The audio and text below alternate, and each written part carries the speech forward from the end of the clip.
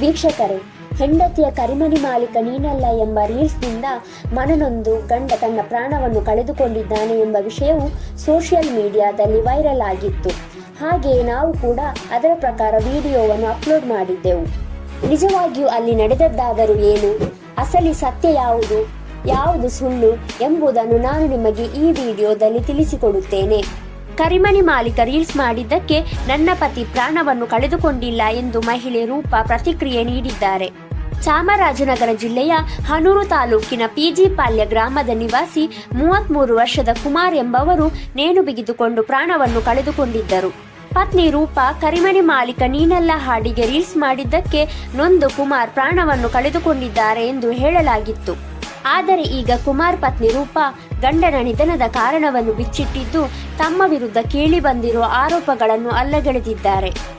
ಘಟನೆ ನಡೆಯುವಂತ ಹಿಂದಿನ ದಿವಸ ಅವರು ನನಗೆ ಹೂವನ್ನು ಮುಡಿಸಿ ಹೋಟೆಲ್ಗೆ ಕರ್ಕೊಂಡು ಹೋಗಿ ತಿನ್ನಿಸಿ ನನ್ನನ್ನು ನಮ್ಮಮ್ಮನ ಮನೆಗೆ ಕರ್ಕೊಂಡು ಹೋಗಿ ಬಿಟ್ರು. ಬೆಳಿಗ್ಗೆ ವಾಪಸ್ಸು ಬರುವಾಗ ನೀನು ಇವತ್ತು ಇದ್ದು ಬಿಟ್ಟು ನಾಳೆ ಬಾ ಎಂದು ಹೇಳಿದ್ರು. ನಾನು ರೀಲ್ಸ್ ಮಾಡಿದ್ದಕ್ಕೆ ನನ್ನ ಪತಿ ಪ್ರಾಣವನ್ನು ಕಳೆದುಕೊಂಡಿಲ್ಲ. ನನ್ನ ಪತಿ ವಿಪರೀತ ಸಾಲ ಮಾಡಿಕೊಂಡಿದ್ದರು. ನಿತ್ಯ ಮದ್ಯ ಕುಡಿದು ಇಸ್ಪೀಟ್ ಆಡುತ್ತಿದ್ದರು. ನನ್ನ ಮಕ್ಕಳ ಮೇಲಾನೆ ಈ ಹಿಂದಿನಿಂದಲೂ ನಾನು ರೀಲ್ಸ್ ಮಾಡಿದ್ದೇನೆ. ಅದು ನನ್ನ ಪತಿ ಕುಮಾರ್ ಅವರಿಗೂ ತಿಳಿದಿತ್ತು. ನನ್ನ ಮೇಲೆ ಪತಿ ಕುಟುಂಬಸ್ಥರು ಸುಮ್ಮನೆ ಆರೋಪಿಸುತ್ತಿದ್ದಾರೆ. ಈ ಸಾವಿಗೆ ನಾನು ಮಾಡಿದ ರೀಲ್ಸ್ ಕಾರಣ ಅಲ್ಲವೆಂದು ರೂಪಾ ಪ್ರತಿಭಟನೆ ನಡೆಸಿದ್ದರು. ಸೋದರ ಮಾವ ಸಹೋದರಿ ಜೊತೆಗೆ ಕರಿಮಣಿ ಮಾಲೀಕ ನೀನಲ್ಲ ಎಂದು ಪತ್ನಿ ರೂಪಾ ರೀಲ್ಸ್ ಮಾಡಿದ್ದರು. ಕರಿಮಣಿ ಮಾಲೀಕ ನೀನಲ್ಲ ಹಾಡಿಗೆ ರೀಲ್ಸ್ ಮಾಡಿದ್ದರಿಂದ ಕುಮಾರ್ಗೆ ಆತನ ಗೆಳೆಯರು ಛೇಡಿಸುತ್ತಿದ್ದರು. ಈ ರೀಲ್ಸ್ ಸಂಬಂಧ ದಂಪತಿ ನಡುವೆ ಜಗಳ ಆಗಿತ್ತು.